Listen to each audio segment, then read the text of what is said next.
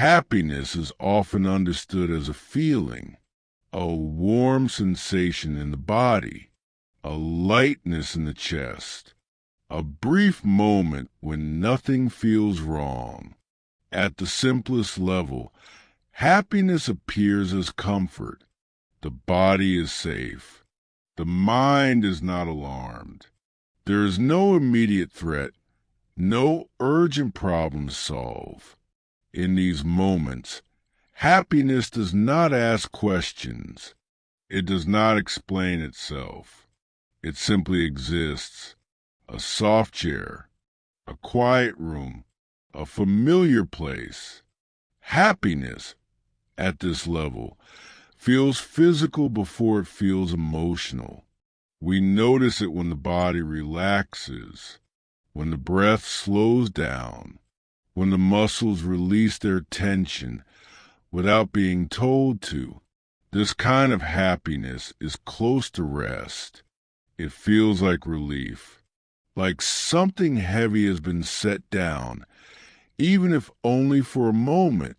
At this early stage, happiness depends on conditions. Food satisfies hunger. Sleep restores energy. Warmth replaces cold. Safety replaces fear. When these needs are met, happiness quietly appears, not as excitement, not as joy, but as the absence of discomfort. Many people spend their lives chasing happiness without realizing this. They look for intense emotions, dramatic moments, or constant pleasure. But happiness often begins in something much simpler. It begins when pain is reduced, when stress eases, when the nervous system feels allowed to settle. This is not a shallow form of happiness. It is foundational. Without comfort, the mind struggles to think clearly. Without safety, the heart cannot open. Without rest, joy becomes impossible. At this level, happiness is closely tied to the body. It lives in warmth, softness, and familiarity. Pleasure plays a role here. A pleasant taste, a gentle sound, a comfortable temperature. Pleasure is not the enemy of happiness. It is one of its earliest expressions. A smile can create happiness before we understand why.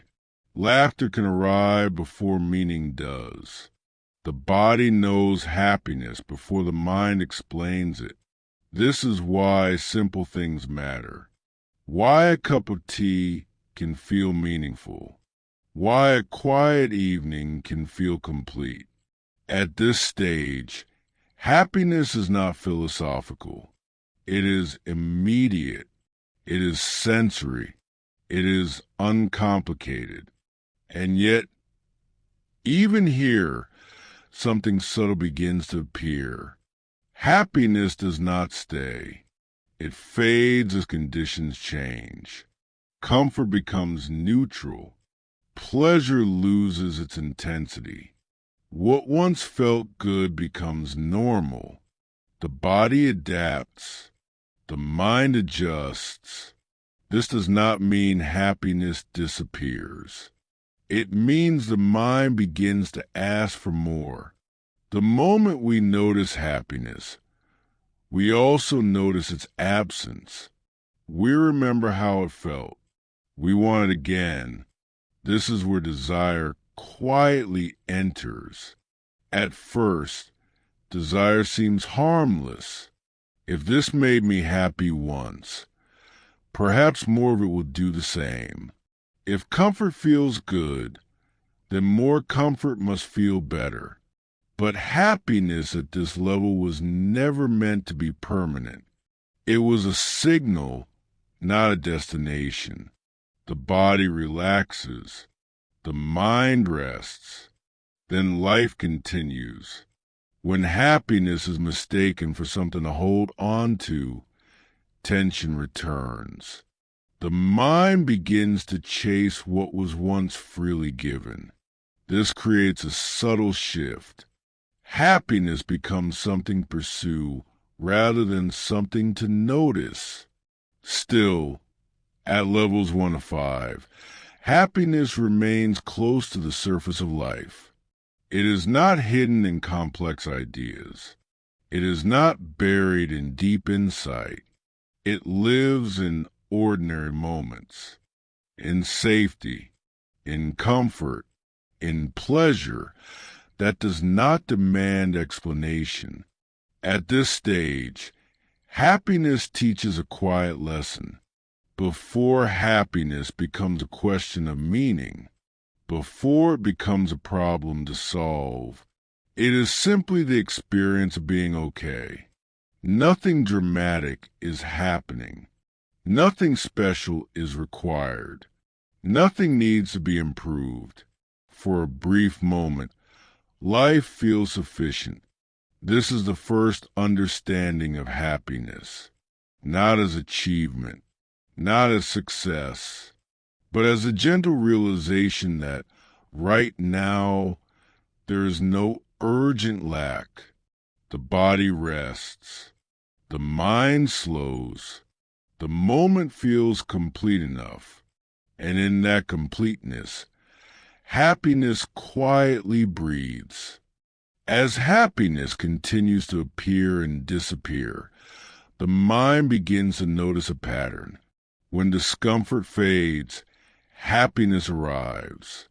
When discomfort returns, happiness leaves.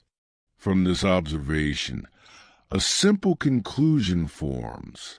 If pain decreases, happiness increases. So the mind learns to avoid what hurts. It moves away from stress. It seeks comfort. It looks for smoother paths and easier days. At this level, happiness becomes connected to avoidance, avoiding conflict, avoiding failure, avoiding uncertainty. There is nothing wrong with this. It is natural. The nervous system is designed to protect itself. Happiness feels safer when pain is kept at a distance. Soon, another idea quietly enters. If avoiding pain brings happiness, then gaining success must bring even more. Success promises security. It promises stability. It promises control over future discomfort. So, happiness becomes associated with achievement, finishing a task, reaching a goal, being recognized, being praised. Each success brings a brief lift, a moment of satisfaction, a sense that things are moving in the right direction. For a while, this feels convincing. Progress feels meaningful. Effort feels justified. But something subtle happens beneath the surface. The happiness tied to success is fragile. It depends on outcomes. It depends on comparison. It depends on things continuing to go well. When success pauses, happiness pauses with it. When failure appears, happiness retreats. The mind begins to worry. What if this stops? What if I fall behind? What if this is taken away? To protect happiness, the mind adds effort, more planning, more striving, more pressure. Happiness now comes with tension. Money enters this picture quietly, not as greed, but as reassurance. Money promises protection from discomfort. It reduces certain fears. It softens certain problems. At this level, money does increase happiness, up to a point. It removes stress. It creates options. It provides stability. But after basic security is met, something changes. More money does not deepen happiness. It only changes its shape. The mind adapts again. What once felt like abundance becomes normal. What once felt like relief becomes expectation. Happiness does not grow. It plateaus. This is the first clear sign that happiness is not accumulating. It is resetting. Each gain feels good, then fades. Each improvement becomes ordinary. The mind responds by creating new desires. If this level of success is not enough, perhaps the next will be. If this comfort feels normal, perhaps more comfort will feel special again. Desire becomes continuous. At this stage, happiness is no longer just experienced. It is anticipated. The mind lives slightly ahead of the moment, waiting for the next achievement, the next reward, the next improvement. Happiness is postponed. Even pleasant moments become incomplete because something better is imagined. The present is no longer enough. It becomes a stepping stone. This is not dissatisfaction in a dramatic sense. It is subtle, quiet, persistent, a feeling that something more is needed. At levels 6 to 10, happiness teaches another lesson. Anything the mind gets used to loses its power to satisfy. Pleasure fades. Success normalizes. Comfort becomes invisible. This does not mean happiness is impossible. It means happiness does not live in accumulation. The mind learns slowly that adding more does not solve the problem. It only resets the cycle. Desire creates temporary happiness. Then it creates a new desire. This cycle feels productive. It feels motivating, but it is endless. The mind runs forward. Happiness stays briefly behind, then disappears. At this level, happiness still feels external, still conditional, still dependent on outcomes. Yet a quiet question begins to form. If happiness keeps fading, where does it actually come from? If success does not hold it, what does? This question does not demand an answer yet. It simply rests in the background. The mind continues its pursuits, but something has shifted. Happiness is no longer trusted completely. Its temporary nature has been noticed, and in that noticing, a deeper journey quietly begins. As the pattern becomes clearer, the mind begins to hesitate. Happiness keeps appearing, then dissolving. No matter how carefully it is pursued, it refuses to stay. This is not a failure. It is an observation. Long before modern life, ancient thinkers noticed the same pattern. They watched people chase pleasure, success, and security, and they noticed something quietly unsettling. Those who had the most were not always the happiest. Those who had little were not always miserable. This contradiction could not be ignored. At this level, happiness is no longer taken for granted. It becomes a question rather than a goal. The question is simple. Why does happiness fade, even when nothing seems wrong? Some philosophers turn their attention to pleasure itself. They notice that intense pleasures quickly become dull. The body adapts. The mind adjusts. From this insight, a different approach emerged. Rather than chasing strong pleasures, They suggested choosing gentle ones, simple food, quiet companionship, a life without excess. Epicurus taught that happiness grows in simplicity, not because pleasure is bad, but because excess creates disturbance. Too much desire agitates the mind. Too much stimulation disrupts peace. Happiness, in this view, is not excitement. It is tranquility. While some philosophers looked at pleasure, others looked at control. The Stoics observed that much suffering comes from trying to manage what cannot be managed. Other people, random events, the future. When happiness depends on these things, it becomes fragile. So they propose a radical shift.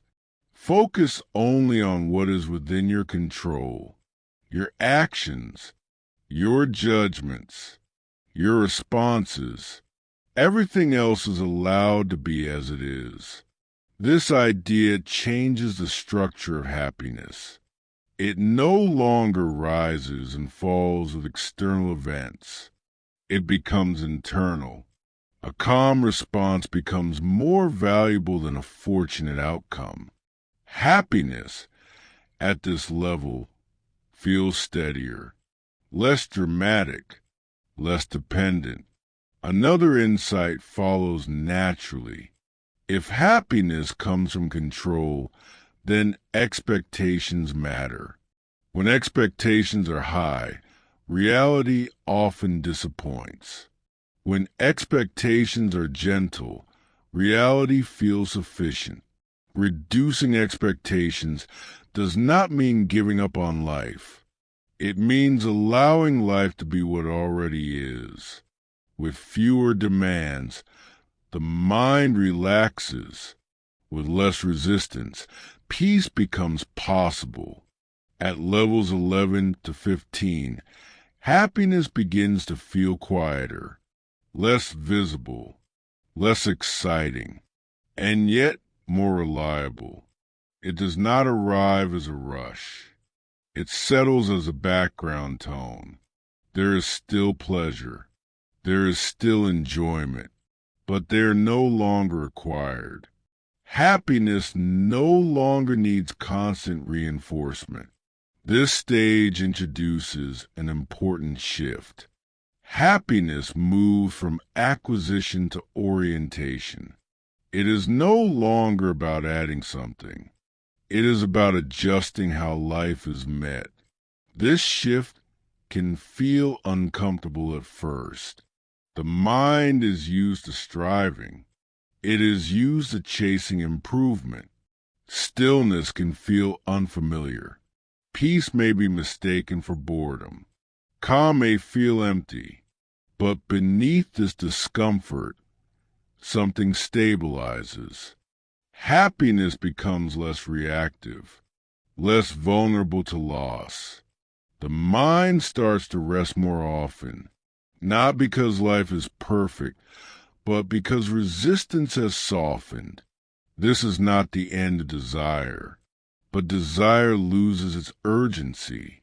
Happiness no longer feels like a reward waiting in the future.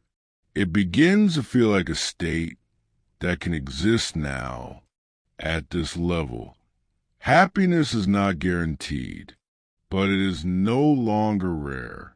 It appears in acceptance, in self-restraint, in quiet understanding. And for the first time, happiness begins to feel less like something to chase and more like something to allow.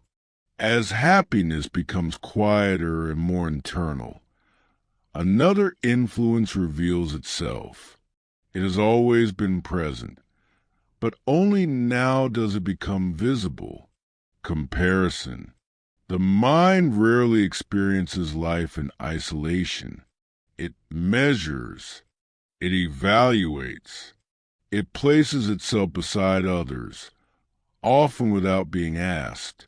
At first, comparison seems harmless. It provides orientation. It helps define progress. But slowly, it reshapes happiness. When happiness is compared, it becomes conditional again, not on events, but on relative position. Am I doing better than before? Am I doing better than others? Am I where I should be? These questions quietly disturb contentment. Even when life is stable, comparison introduces tension. Someone else appears happier. Someone else seems further ahead. Someone else has what is missing. Happiness shrinks under comparison. It no longer stands on its own. It must compete. This creates a subtle dissatisfaction, not sharp enough to cause pain, but constant enough to erode peace. The Stoics warned about this. They noticed that envy does not require loss. It only requires awareness of difference. Comparison turns abundance into insufficiency. It makes enough feel incomplete. At this level, happiness becomes restless, always checking itself against an invisible scale. Craving grows from comparison, not the craving for survival, but the craving for status, for validation, for confirmation that one's life is acceptable. Craving is not loud. It whispers, just a little more, just a little better, just one more step. The problem is not desire itself. It is endless desire. Craving does not allow happiness to settle. It pulls attention forward, away from what is already present. Even calm moments are interrupted.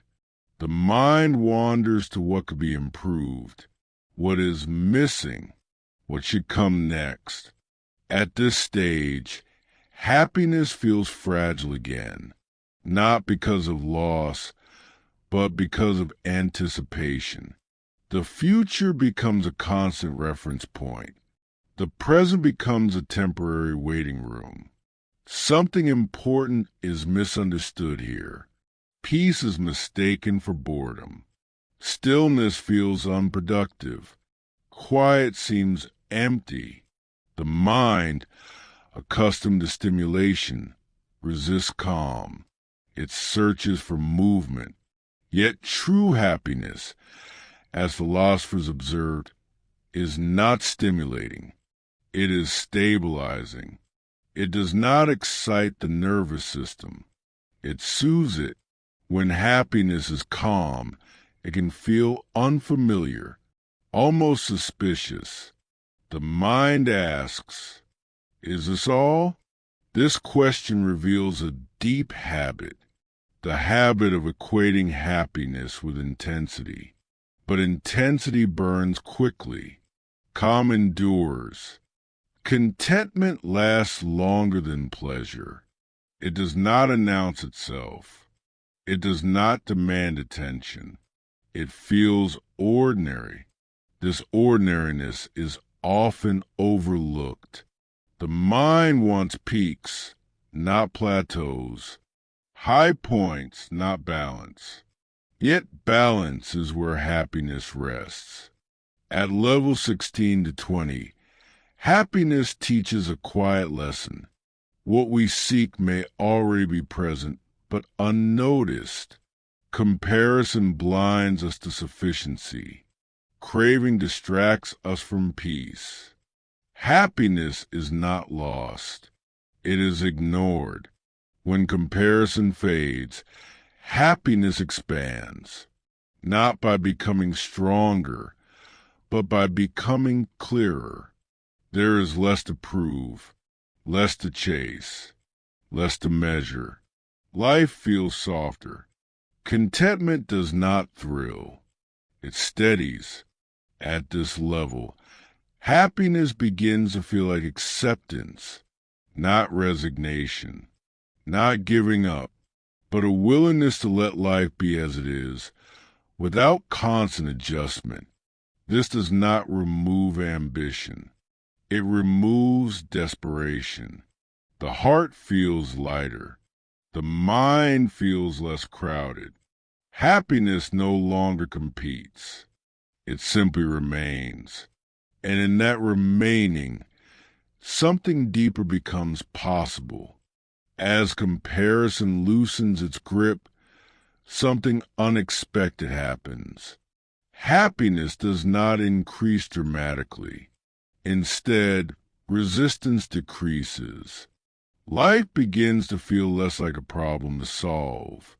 At this level, happiness arises through acceptance, not acceptance as surrender, but acceptance as clarity. Things are seen as they are, without the immediate urge to change them. This shift is subtle, almost invisible. The mind still has preferences, still has plans, still has desires, but they are held more lightly. Acceptance does not mean enjoying everything. It means stopping the inner argument with reality. Much suffering comes from resistance, from wishing things were different than they are, from replaying the past, from rehearsing a future that does not exist yet. When resistance softens, energy returns. The mind no longer fights what cannot be changed. It stops tightening around facts. This relaxation opens space. Happiness appears not as excitement, but as ease. At this stage, suffering is seen more clearly, not as punishment, not as failure, but as friction between expectation and reality. When expectation dissolves, friction fades. Letting go becomes possible. Letting go is often misunderstood. It is not forgetting. It is not indifference. It is not passivity. Letting go means releasing the demand that life conform to an internal script. When this demand is released, the nervous system relaxes. Relief is felt. Relief is not joy, but it is closely related. Relief creates room. At level 23, happiness takes on a new form. It feels spacious. There is less mental pressure, less urgency to become someone else, less insistence on fixing the moment. The mind rests more often. Silence becomes noticeable, not the absence of sound, but the absence of constant commentary. Thoughts still arise, but they are no longer believed automatically. The mind is seen as active, but not authoritative. This is a turning point. At this level, happiness is no longer tied to outcomes. It is tied to relationship. The relationship between awareness and thought, between observation and emotion. The mind creates both happiness and suffering, not by intention, but by interpretation. Two people can experience the same event. One suffers. One remains at peace. The difference is not the event. It is the story attached to it. As this becomes clear, something loosens again. Thoughts are seen as movements, not truths. Emotions are seen as waves, not commands. Happiness appears when identification softens. At level 24, happiness becomes quieter still. It is less personal. It is no longer my happiness. It is simply a state of openness. Silence reveals it. When mental noise decreases, something gentle remains. This happiness does not depend on mood. It can exist alongside sadness, alongside fatigue, alongside uncertainty. It is not fragile. It feels like being at home in experience. At level 25, happiness is recognized beneath thought, not created by thinking, but revealed when thinking slows. Silence is no longer empty. It is full of presence, full of awareness. The mind stops searching for happiness and begins to notice it. Nothing dramatic happens. No fireworks. No breakthrough. Just a quiet recognition. Happiness is not something added to life. It is what remains when unnecessary struggle falls away. At this point, happiness feels less like an emotion and more like a background condition, a steady openness, a willingness to be with what is. This is not the end of the journey, but it is a deep resting place. From here, happiness is no longer pursued. It is explored, and as exploration deepens, the sense of self itself begins to change. As acceptance becomes familiar, happiness begins to feel different, less emotional, less reactive, less dependent on how the day unfolds. At this level, happiness is no longer experienced as a feeling that comes and goes. It begins to resemble a way of being. This can feel confusing at first. The mind expects happiness to be noticeable, to feel warm, to feel uplifting. But what appears now is quieter than that.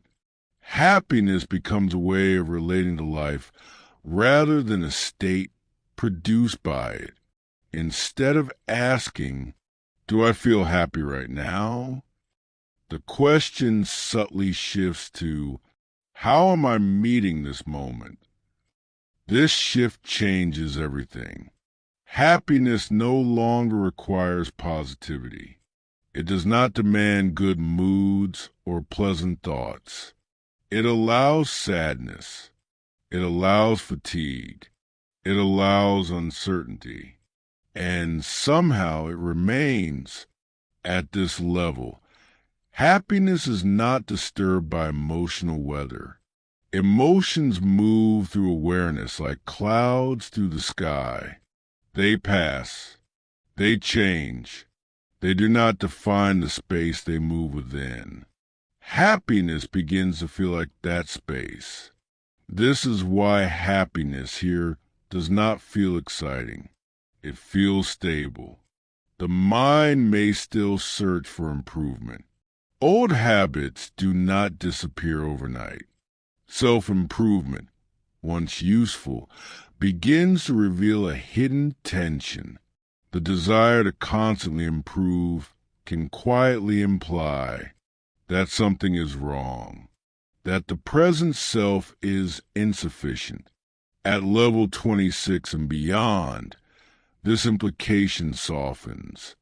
Improvement becomes optional, not urgent, not necessary for happiness.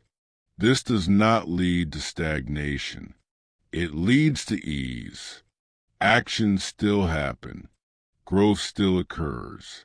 But without inner conflict, the effort to become happy dissolves.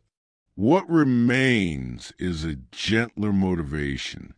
Self-acceptance emerges naturally, not as self-indulgence, not as complacency, but as realism.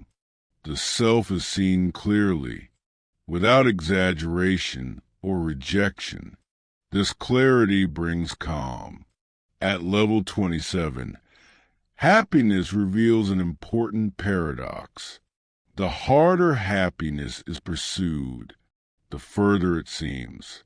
Seeking creates tension. Tension obscures peace. When seeking relaxes, happiness quietly surfaces. This is not because happiness was absent before. It was simply covered by effort. At level 28, the search itself is questioned. What exactly is being sought? And who is doing the seeking? These questions are not answered verbally. They are felt. The mind begins to rest more frequently in the present moment, not because the present is perfect, but because it is sufficient. Outcomes lose their grip. Success and failure become less dramatic. They are events, not identities. Happiness no longer waits for resolution. It coexists with uncertainty. At level 29, happiness is recognized as presence, not presence as concentration, but presence as openness. Attention rests where life is happening, not in memory, not in imagination. Just here, in this presence, happiness is not added, it is revealed. The mind notices how often it used to leave this space, how often it was pulled into stories. Now, returning feels easier. Happiness does not resist life. It meets it. At level 30, a quiet realization settles. Happiness is the absence of inner conflict, not the absence of problems, not the absence of pain, but the absence of fighting with what is already here. When the inner struggle ends, even temporarily, peace emerges. This peace does not need protection. It does not need explanation. It feels like rest. At this stage, happiness is no longer something to feel. It is something to notice. It is present whenever the mind is not arguing with reality. This realization does not conclude the journey. It opens it, because when inner conflict dissolves, a deeper question arises. If happiness is always available beneath resistance, what is it that resists? And what remains when resistance fully falls away? These questions do not need immediate answers. They invite stillness. And in stillness, happiness rests more deeply than ever before. As inner conflict softens, happiness no longer feels fragile. It does not depend on circumstances. It does not rise and fall with events. At this level, something important becomes clear. Circumstances do not create happiness. They only reveal the state of the mind. Two people can live the same day. One feels at ease. The other feels burdened. The difference is not the day itself. It is the inner noise surrounding it. A quiet mind experiences happiness more often, not because life improves, but because less interferes. The mind is usually busy, commenting, judging, predicting. This activity is rarely questioned. It feels normal.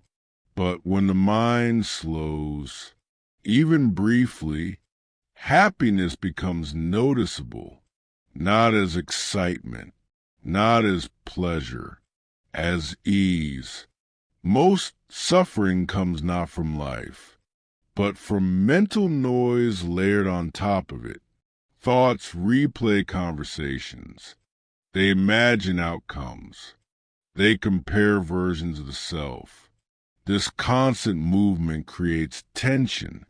At level 31, happiness begins to feel closer, not because something was gained, but because something was removed. Noise fades. Space appears. The mind does not need to be silent to be peaceful. It only needs to be less crowded. At level 32, it becomes clear that stillness is not emptiness. It is fullness without clutter. When the mind pauses, there is a subtle sense of presence. This presence does not announce itself. It does not demand attention. It simply remains. At first, stillness may feel uncomfortable. The mind is accustomed to movement. Quiet can feel unfamiliar. The mind may try to escape. It looks for stimulation. It creates thoughts to fill the space. This resistance is gentle, almost automatic. But when stillness is allowed, something surprising happens. Happiness appears without effort. At level 33, happiness is seen as natural, not something manufactured, not something earned. It arises when the mind stops interfering. There is nothing mystical about this. It is practical. When a lake is undisturbed, it reflects clearly. When the mind settles, clarity appears. In clarity, happiness does not need a reason. At level 34, simplicity becomes meaningful. Life no longer needs to be optimized. Not every moment needs improvement. The desire to complicate fades. Simplicity feels spacious. It leaves room to breathe. This simplicity is not minimalism as a lifestyle. It is minimalism of thought. Fewer interpretations, fewer conclusions, fewer internal arguments. With less mental effort, life feels lighter. At level 35, happiness reveals a quiet truth. It grows in simplicity, not because complexity is wrong, but because complexity exhausts the mind. A rested mind notices peace more easily. The mind begins to trust stillness. It no longer feels the need to fill every moment. Silence becomes friendly. In this silence, happiness is steady. It does not rise. It does not fall. It remains in the background, like a soft light that never turns off. At this stage, happiness feels almost impersonal. It is not my happiness. It is simply a state of openness. Anyone could experience it. Nothing special is required. The mind rests. The body relaxes. Nothing needs to happen next. This is not the end of thought. Thought still appears when needed, but it no longer dominates. Happiness becomes less dramatic and more dependable, less emotional and more stable.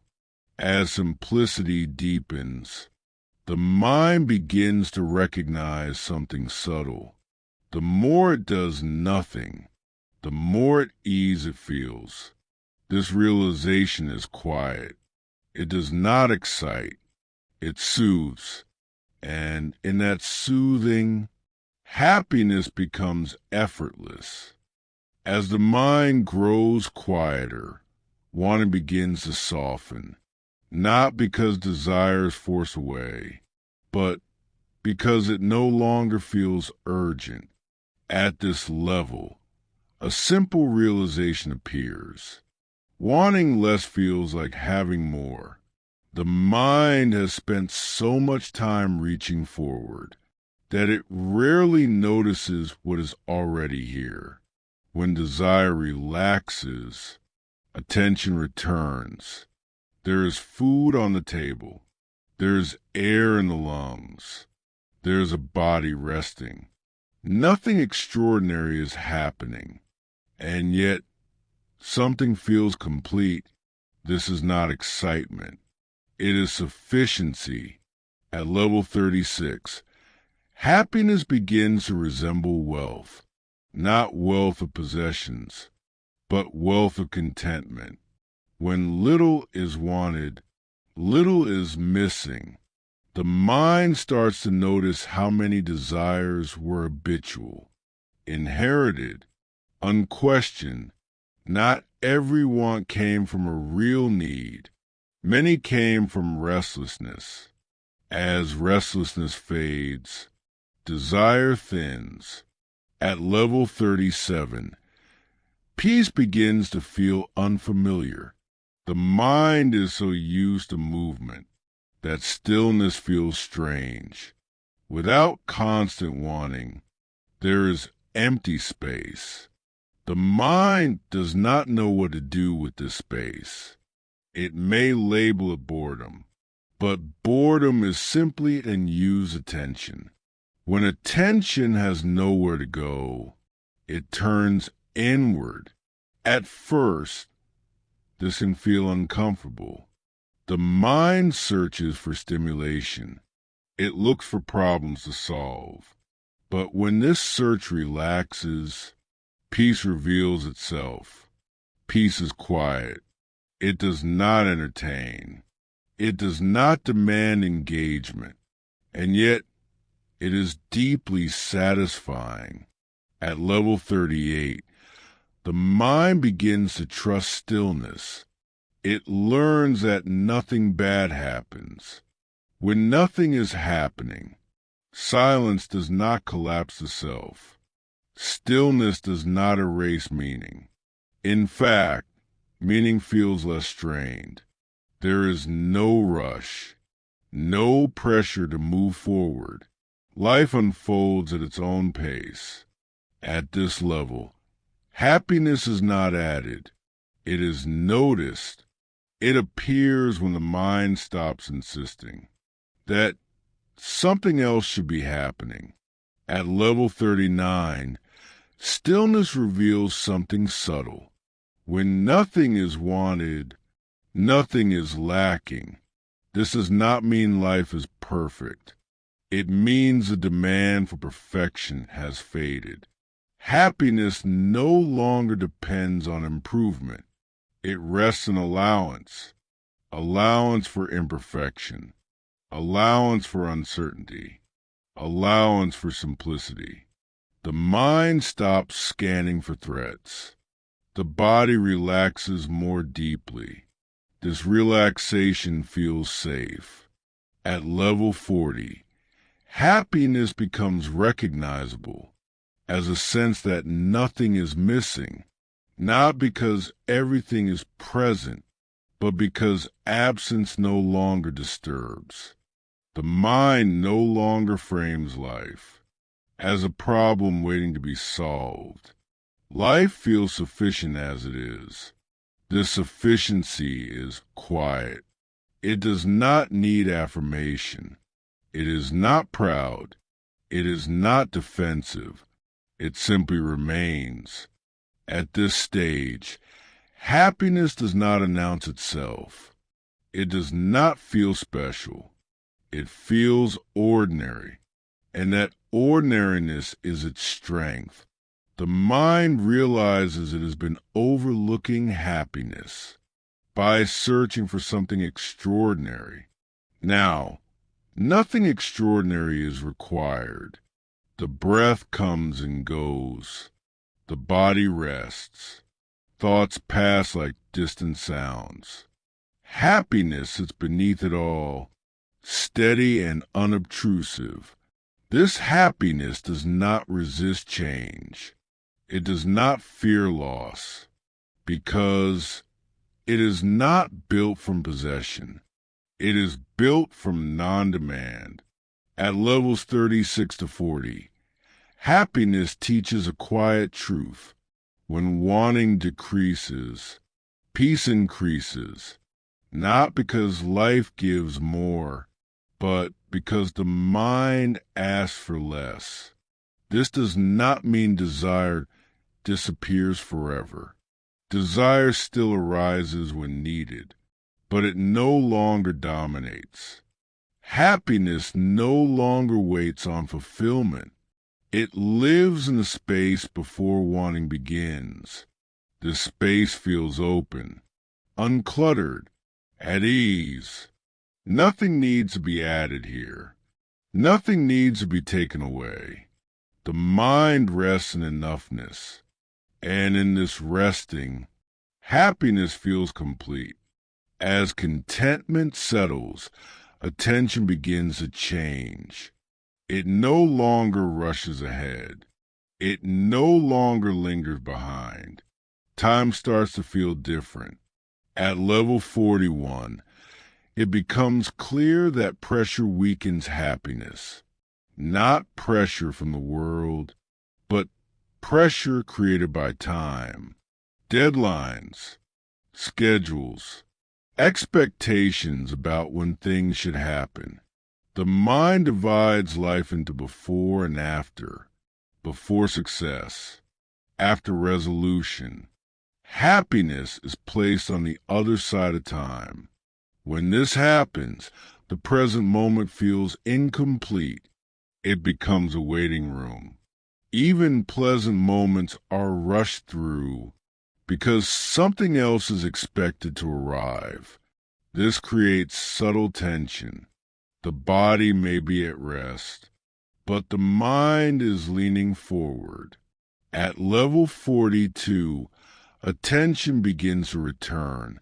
The present moment is seen more clearly, not as something magical, but as something sufficient.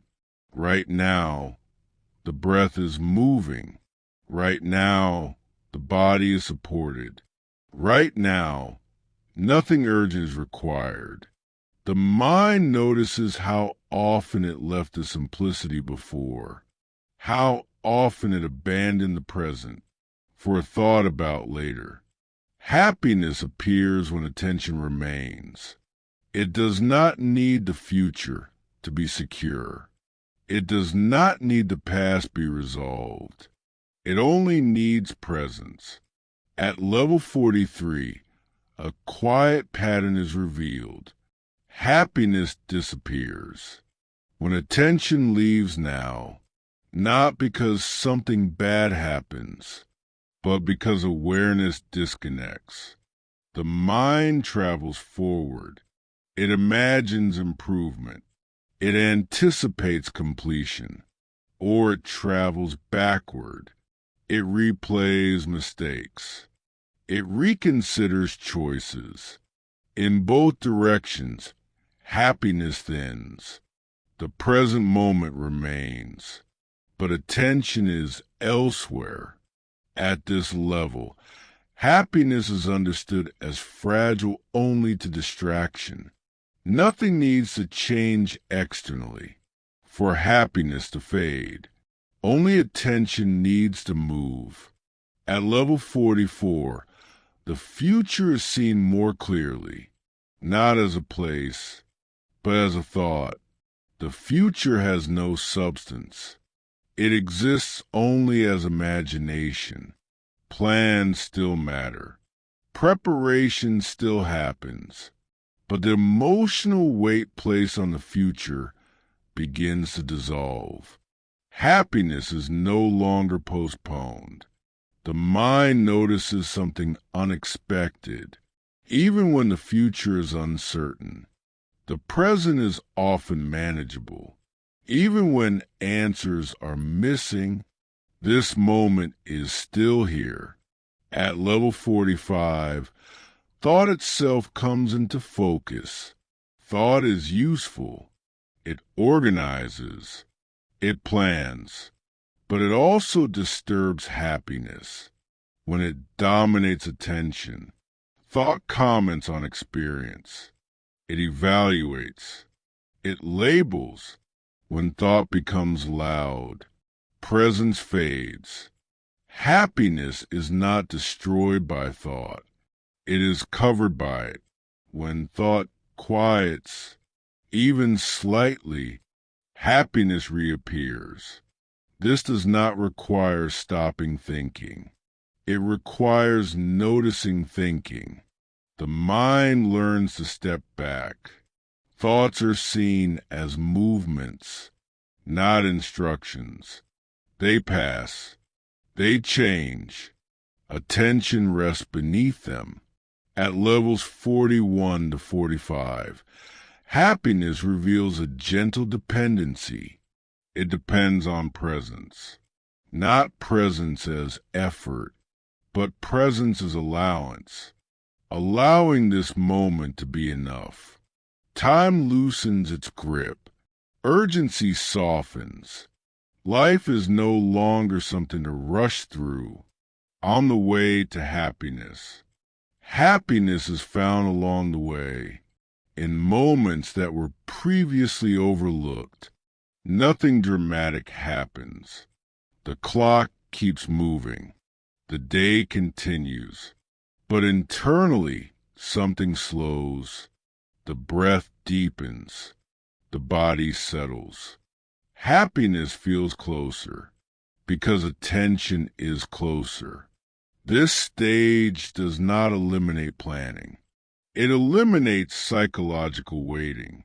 Life is no longer suspended until conditions improve. It unfolds now, and in this unfolding, happiness becomes more consistent, more available, more gentle. As attention stabilizes in the present moment, another shift quietly occurs. Emotions are still present, but they are experienced differently. At level 46, awareness begins to soften emotional extremes. Joy no longer rushes upward uncontrollably. Sadness no longer pulls downward with the same force. This does not mean emotions disappear. It means they are held in a wider space. Awareness creates distance without separation. An emotion arises. It is felt, but it no longer overwhelms. The mind learns to observe. Instead of immediately reacting, this observation is gentle. It does not judge. It does not analyze. It simply notices. At level 47, emotions lose some of their authority. They are seen as movements, not commands. Anger rises, then falls. Happiness appears, then fades. Nothing needs to be done about this. By watching emotions come and go, their power diminishes. The mind realizes that emotions are temporary visitors. They do not define identity. They do not determine meaning. This realization brings relief. Happiness becomes less tied to mood. Even when emotions are heavy, a quiet steadiness remains underneath. At level 48, an important misunderstanding dissolves. Happiness is not excitement. Excitement is stimulating. It activates the nervous system. It demands energy. Happiness, at this level, is different. It feels calm, grounded, unassuming. It does not raise the heartbeat. It slows it. The mind begins to recognize how often excitement was mistaken for happiness. Excitement rises quickly. It fades quickly. Calm joy endures. At level 49, calm joy becomes easier to notice. It does not announce itself. It does not insist on attention. It exists quietly, beneath activity, while the body moves, while thoughts arise. This calm remains. It is easy to overlook because it does not compete. The mind learns to notice. what does not demand. This noticing feels restful. At level 50, happiness reveals its ordinariness. It is not dramatic. It is not intense. It feels normal. And this is precisely why it is stable. The mind no longer searches for highs. It no longer fears lows. Experience evens out. Life feels less like a series of peaks and valleys, and more like a steady landscape. This does not remove pleasure. It places pleasure in context. Pleasure can come and go without disturbing happiness. Pain can appear without destroying peace. At this stage, happiness is not something to protect. It is resilient. It does not depend on controlling emotions. It depends on understanding them. The mind rests in awareness rather than reaction. Emotions move freely without being resisted or chased. This freedom allows happiness to remain. At levels 46 to 50, happiness teaches a subtle lesson. What we often seek is not intensity, but stability, not excitement, but ease. The nervous system begins to relax more deeply. The breath becomes slower. The body feels heavier, supported. Happiness blends into rest. This is why happiness at this level is ideal for sleep. It does not stimulate. It soothes. It does not energize. It grounds. Awareness stays present.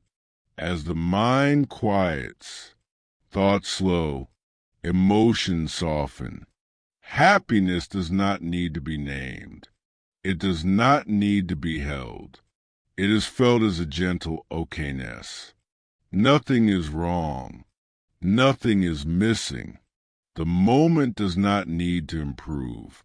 This calm happiness does not push life away or pull it closer. It simply allows. And in that allowing, the mind settles more deeply than before. As calm happiness stabilizes, attention naturally turns inward again, not toward emotion, but toward identity. At level 51, the mind begins to notice how often happiness was connected to a sense of self.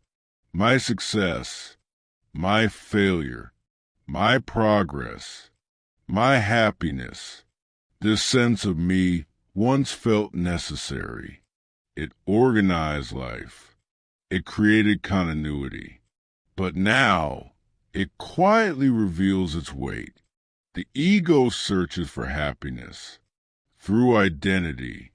It wants to be successful, to be admired, to be secure. It believes happiness will arrive when the self is confirmed. At first, this seems reasonable. Identity provides structure. It gives direction. But it also creates comparison. At level 52, comparison is seen more clearly. The self is measured against other selves.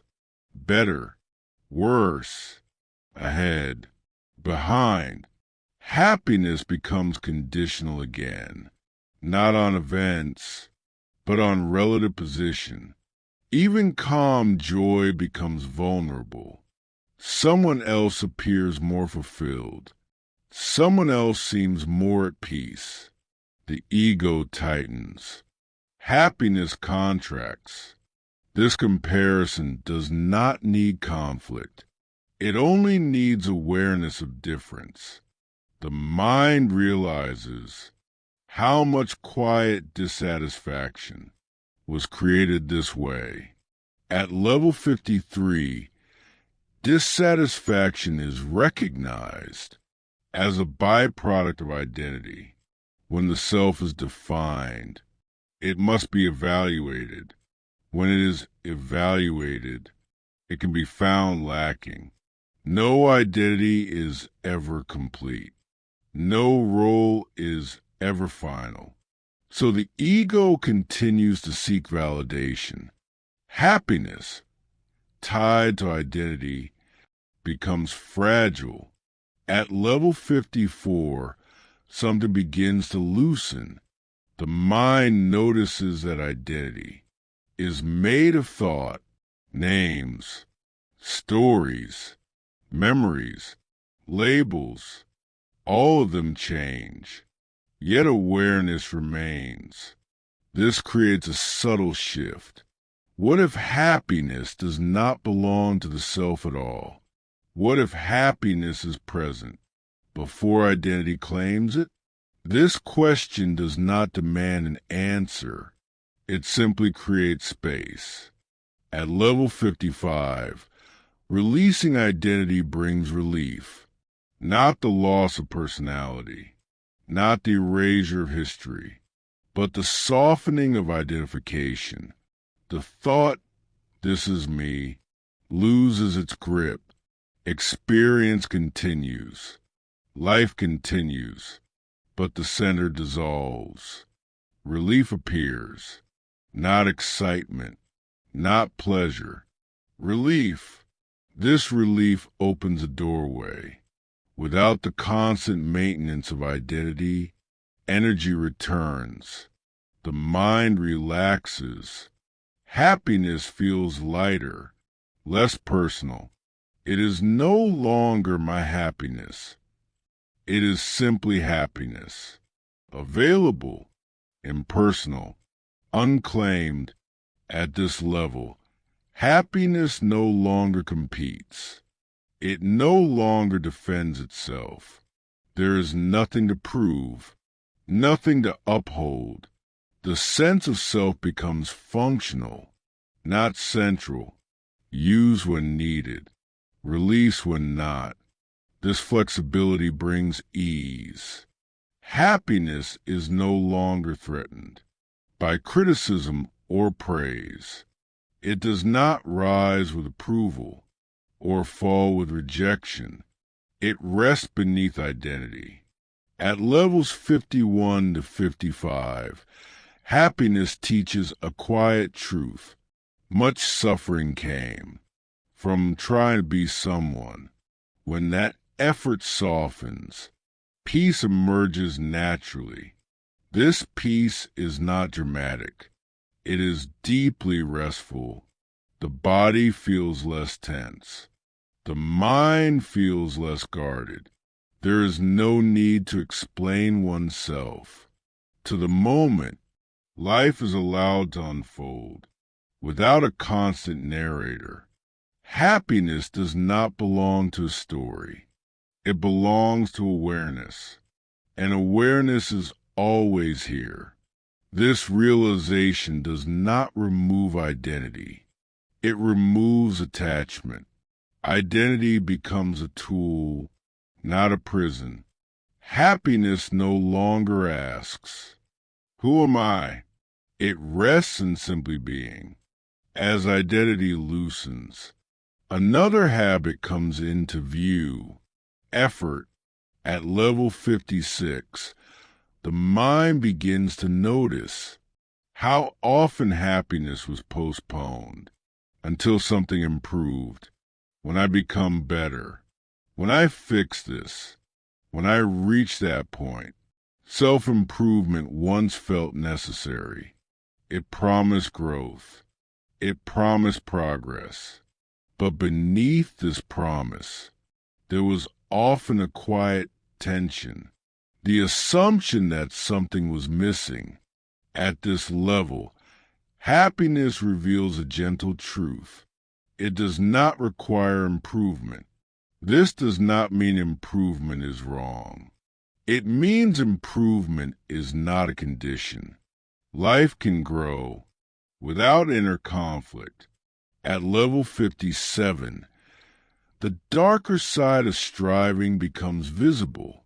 Self-improvement can quietly become self-resistance. The present self is treated as a problem to solve. The mind pushes forward, never allowing rest. Even when progress is made, the finish line moves. Happiness stays just ahead. This constant effort creates fatigue, not always physical, often psychological. The mind is never finished, never satisfied.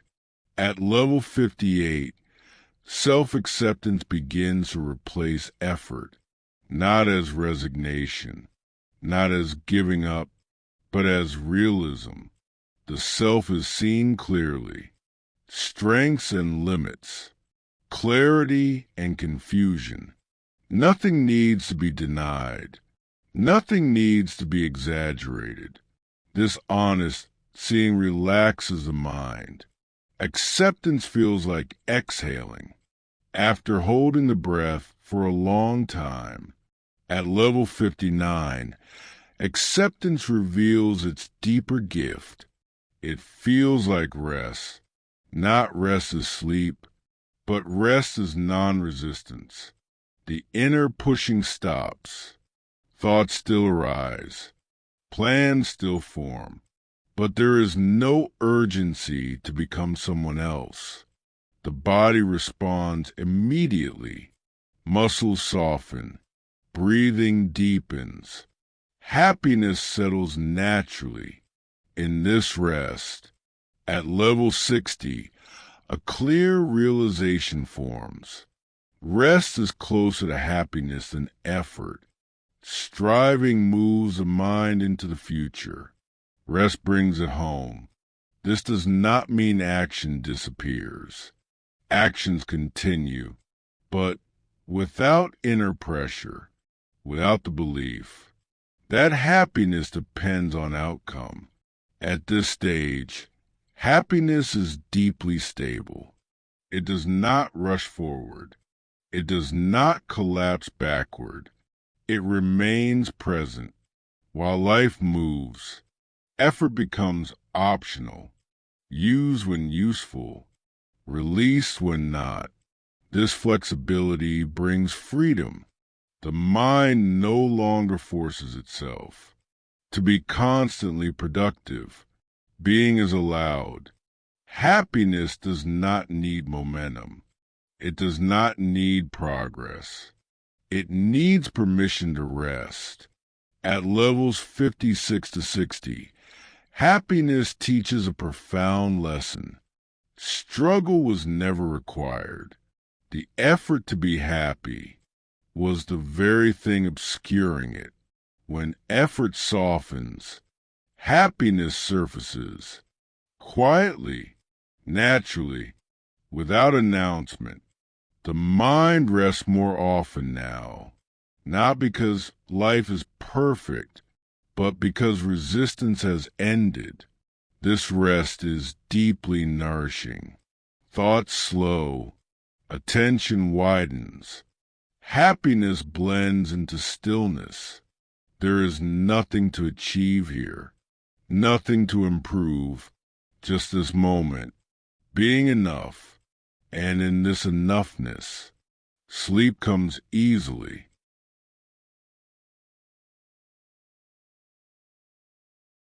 As effort fades, seeking becomes visible. At level 61, the mind notices how long it has been searching for meaning, searching for clarity, searching for happiness. The search once felt necessary. It gave direction. It gave purpose. But it also created restlessness. The assumption was simple. What is needed lies elsewhere. Happiness was always ahead, in the next insight, in the next realization. This belief kept the mind moving. At level 62, longing comes into focus. Longing is quieter than desire. It is more subtle. It feels like something missing, even when life is full. The mind may not know what it longs for. It only knows a sense of lack. This longing fuels the search. It whispers at happiness has not yet arrived. At this level, longing is not resisted. It is observed, and in observation, its nature changes. At level 63, the mind begins to question the search itself.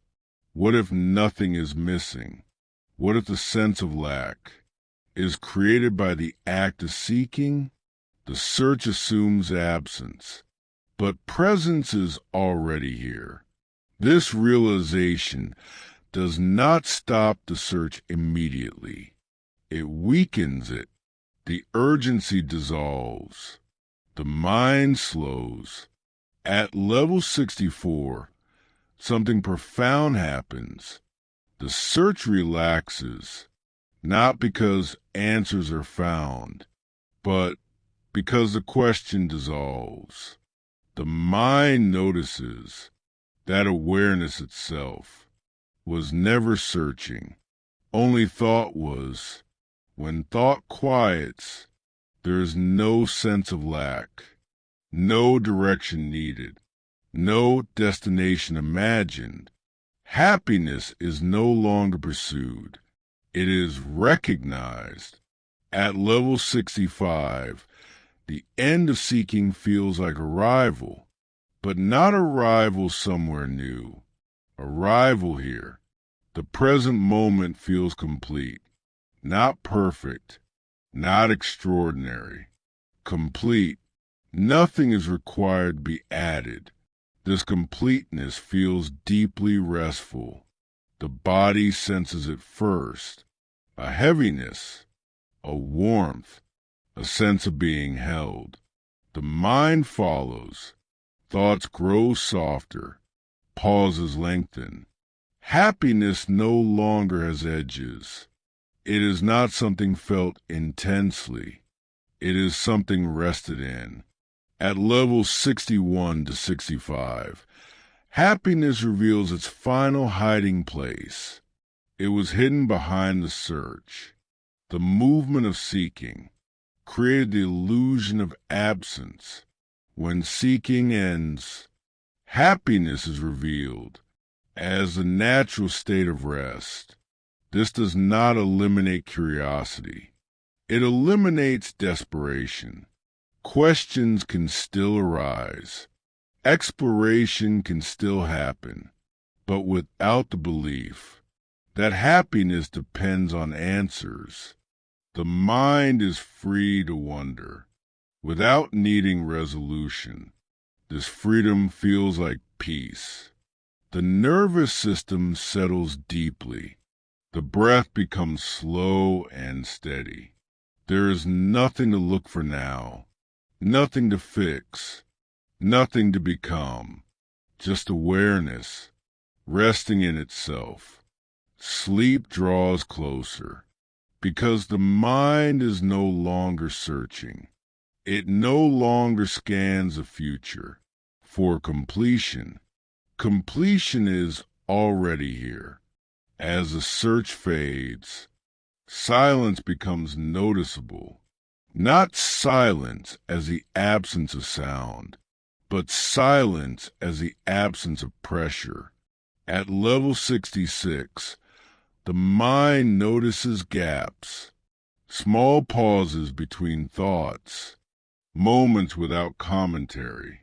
At first, these gaps feel unfamiliar, almost empty. The mind was trained to fill space, but nothing needs filling now. At level 67, emptiness reveals its true nature. It is not lack, it is space, a space that allows everything without being disturbed. Thoughts arise, then dissolve. Emotions pass through, leaving no trace. Silence remains. This silence feels wide, unconfined. At level 68, happiness changes shape. It is no longer a feeling among others. It is the background itself, the space in which feelings appear. This happiness does not move. It does not fluctuate. It does not need stimulation. It feels vast, yet intimate, like being inside a quiet room with no walls. At level 69, the mind relaxes into not knowing. There is no need to label experience, no need to explain what is happening. Understanding becomes unnecessary. Silence holds everything, without interpretation. This is deeply soothing. The effort to make sense of life falls away. What remains is simple awareness. At level 70, emptiness feels safe. Earlier in life, emptiness felt threatening, like something was missing. Now it feels supportive, like space holding the body, the breath, the mind. Nothing presses in. Nothing demands attention. Happiness feels like openness. The body responds by letting go further. Jaw softens. Shoulders sink. Breathing becomes slow and deep. At levels 66 to 70, happiness teaches a quiet paradox. It is found not in fullness, but in space. Not in addition, but in openness. This space does not exclude life. Life moves freely within it. Thoughts drift like clouds. Sensations rise and fall. Nothing sticks. This is why happiness here feels endless. It is not something that can be lost. Space cannot be taken away. Silence cannot be damaged. The mind rests because there is nothing to manage, nothing to protect. This stage invites sleep gently. The mind is no longer alert, no longer scanning. It is open, soft, unoccupied. Happiness is no longer an experience. It is the environment. Awareness rests in itself, and rest deepens naturally. As silence holds awareness, the urge to control weakens. At level 71, the mind notices how often it tried to manage life, planning outcomes, preventing discomfort, securing happiness. Control once felt protective. It promised safety, but it also created tension. The need to control kept the mind alert, even at rest. At this level, happiness reveals something subtle. Life continues without control. Breathing happens. The heart beats. Sleep arrives on its own. Not everything requires management. At level 72, attachment becomes visible. Control and attachment are closely linked. Attachment says, this must stay. This must not change.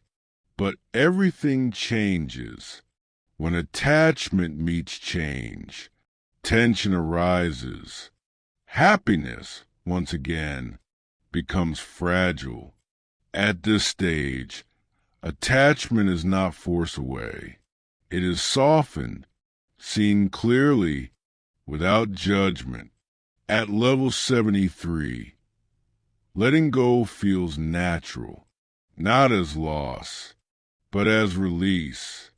The grip loosens because it is no longer needed. Experience flows more smoothly. Events come and go without resistance. The mind notices how exhausting holding on was. Letting go feels like relief. At level 74, trust begins to emerge. Not blind trust, not belief, but recognition. Life has been unfolding all along. Even without control, things happened. Even without certainty, moments resolved. This recognition brings calm. The nervous system settles further. The mind stops bracing. At level 75, surrender becomes gentle. Surrender is not giving up. It is giving over, letting life move without interference. Happiness here is quiet and deep. It does not react to events. It allows them. The self no longer stands in opposition to life. There is no resistance, just movement held in awareness. At levels 71 to 75, happiness reveals another truth. Control was never the source of safety. Allowing was. When control dissolves, trust takes its place. This trust does not need guarantees. It rests in the present. The body senses this immediately. Muscles soften. The breath slows. Sleep draws closer. There is nothing left to manage, nothing to hold. Life carries itself. Awareness floats within it, and happiness becomes indistinguishable from rest. As surrender deepens, something else begins to dissolve, the sense of separation. At level 76, the mind notices how experience was divided, observer and observed, inner and outer, self and world. These divisions once felt obvious, necessary, but now they appear softer. Sound is heard, but there is no clear listener. Breath moves, but no controller. Experience unfolds. Without a center, at level 77, awareness feels boundaryless. Thoughts arise. Inside awareness, sensations arise. Inside awareness, but awareness itself has no edge. The idea of being inside the body loosens. The body is felt within awareness, not the other way around. This realization is not dramatic. It is subtle and deeply calming. At level 78, happiness becomes impersonal. It is no longer felt by someone. It is simply present, like warmth filling a room, without a source. No one owns it. No one maintains it. It does not come and go. At this stage, happiness and peace are no longer separate. They are the same quiet presence. At level 79, effort disappears completely. Even the effort to be aware falls away. Awareness is effortless. Experience happens without commentary, without division. There is no need to understand this. Understanding belongs to thought. This level is beyond explanation. It is only resting. At level 80, the sense of I fades into the background, not erased, just inactive, like a voice that has gone silent. Life continues. Breathing continues. But there is no reference point, no inside, no outside. Only experience. Happening. This is the deepest form of rest. At levels 76 to 80, Happiness reveals its final simplicity. It was never personal, never owned. It was the nature of awareness itself. This realization does not arrive as insight, it arrives as sleepiness. The mind no longer needs to hold anything. Nothing is required. The body sinks. Thought dissolves into silence. Awareness rests without object, and sleep becomes natural, inevitable, already here. As separation fades, awareness no longer feels awake in the usual sense. It feels drowsy, fluid, unfocused. At level 81, attention becomes diffuse. There is no clear object to focus. Sounds blur into silence. Sensations lose their edges. The mind no longer tracks experience precisely. It drifts. This drifting is not confusion. It is relaxation, like floating without direction. At level 82, thoughts become dreamlike. They no longer follow logic. They appear as fragments, images without meaning, words without sentences. The mind does not try to correct them. It lets them pass. Awareness watches gently, without interest. Happiness here is almost invisible. It feels like safety, like being held. At level 83, memory loosens.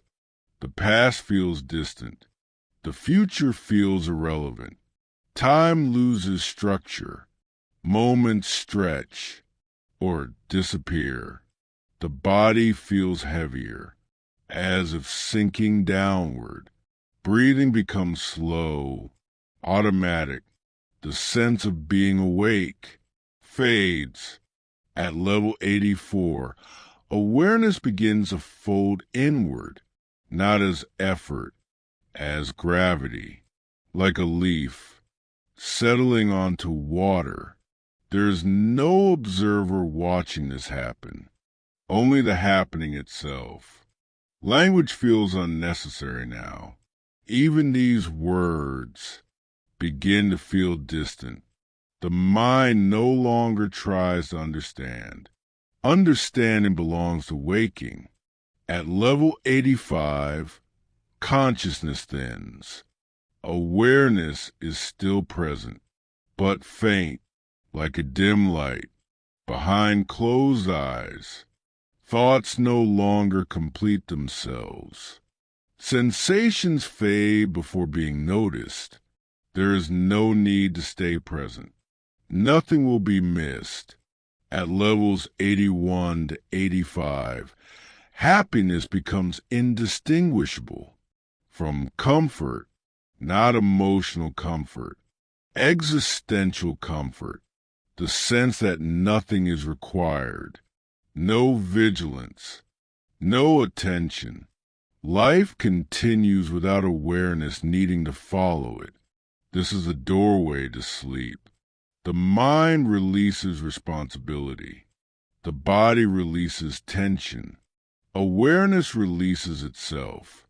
There is no transition to manage, no moment to catch. Sleep arrives, not as an event, but as a continuation, as falling, without distance, as resting, without effort.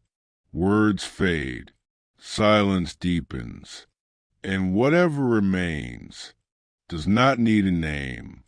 Awareness is very light now. At level 86, there's almost no attention left, not because it is forced away, but because it is no longer needed. Sounds pass without recognition. Sensations blur into background.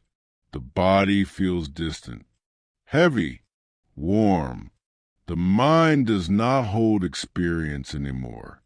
It lets experience happen without participation. At level 87, thoughts lose form. They do not begin. They do not end.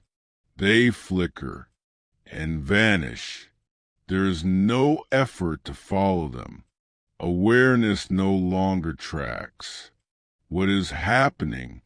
It rests beneath everything. At level 88, even rest becomes effortless. There is no one resting, no one listening, only a soft field where nothing stands out. Time no longer moves forward. It does not move backward. It simply stops being noticed. At level 89, consciousness thins further. Awareness fades, like a sound heard from far away. Breathing continues, but it is not observed. The body adjusts itself. Sleep is already forming. At level 90, there is no distinction between awareness and sleep. They overlap, like dusk becoming night. There is no clear moment. When one ends and the other begins, nothing needs to be done. Nothing can be done. The mind lets go completely. Words dissolve. Meaning dissolves. Even silence dissolves. And what remains is sleep itself. Level 91. There's very little here now. Not emptiness. Not fullness. Just softness. Awareness does not look. It does not listen. It drifts. Level 92. Thought does not form. It dissolves before appearing. No beginning. No ending. Breath moves, but there is no one breathing. The body rests.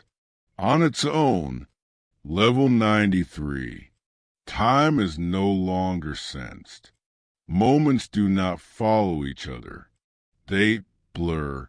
There is no inside, no outside, no effort to remain, no effort to leave. Level 94. Even drifting stops.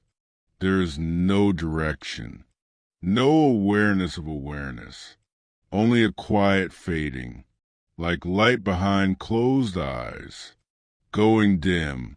Nothing holds on. Level 95. No guidance is needed now. No words are needed if awareness remains. It is very faint if it disappears. Nothing is lost. Sleep is already here. Level 96. Almost nothing. No direction. No attention. Just sinking. Level 97. No sense of body. No sense of mind. Only heaviness. Only stillness. Level 98. No observer. No experience. No knowing. Level 99. Even absence is not noticed. Level 100.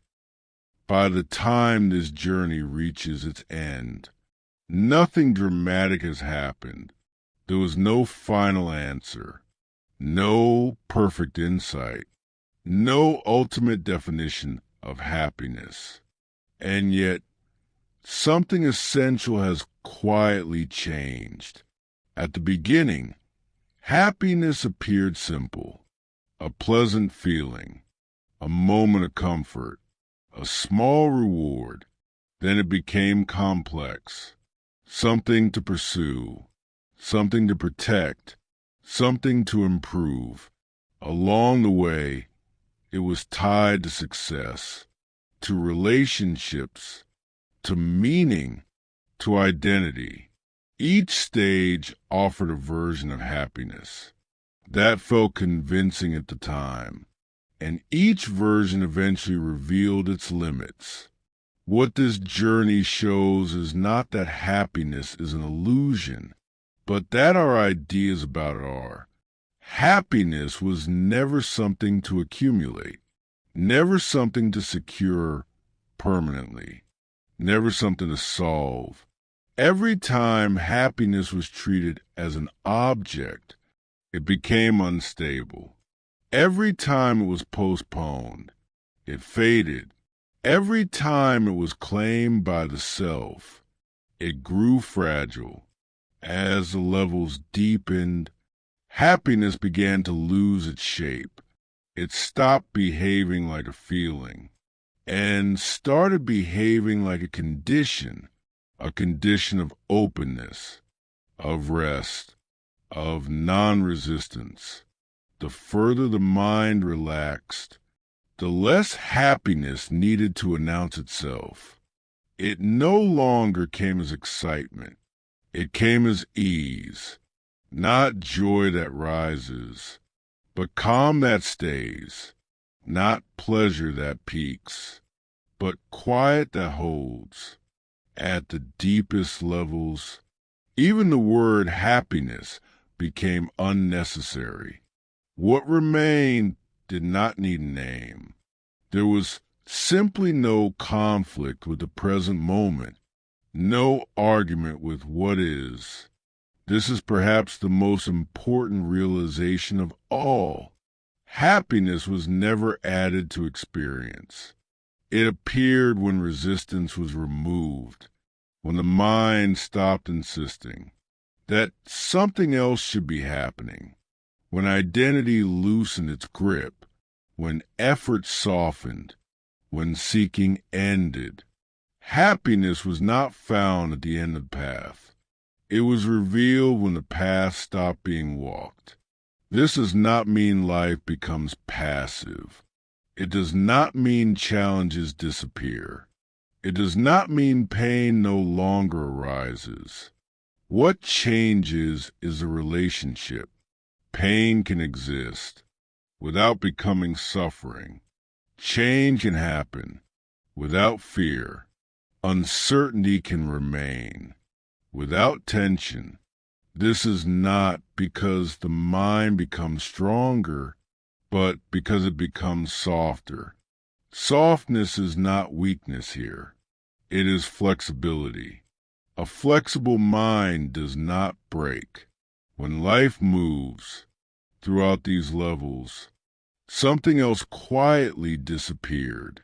The need to control experience. Control once felt like safety, but safety came not from holding life tightly, but from trusting its movement. Breathing never needed supervision. Sleep never needed instruction. Life unfolded long before it was managed. When control relaxed, trust appeared naturally. Not belief-based trust, not optimism, but simple recognition. Things continue. This recognition brought rest, and rest brought a deeper happiness than effort ever could. At the very end of the journey, even awareness itself faded, not as loss, as completion. There was no one left to be happy, and yet nothing was wrong. This is the paradox at the heart of the philosophy. Happiness does not require a self to experience it. The self was attention. When the self softened, what remained was peace. This peace is not an achievement. It cannot be remembered clearly. It cannot be held. It can only be rested in. This is why sleep is such a fitting metaphor for the end of philosophy. Sleep does not require understanding. It does not reward effort. It arrives when resistance ends. In sleep, the self dissolves temporarily, and nothing is lost. The body rests. The mind resets. Life continues. The deepest happiness is similar. It is not an event. It is not a climax. It is the absence of inner struggle. This journey from level 1 to level 100 is not meant to be remembered line by line. It is meant to be felt as a gradual softening, a slow release of tension that most people did not know they were holding. If something stays with you after this, let it be this. Happiness is not something you reach by becoming more. It appears when you stop demanding more. From this moment, you do not need to improve the present, to be at peace with it. You do not need to solve life, to rest within it. And you do not need to stay awake, to understand happiness. Sometimes the truest understanding comes when consciousness itself fades, when words stop, when effort ends, when the mind finally lets go. What remains then does not need explanation. It only needs rest, and rest has always been enough.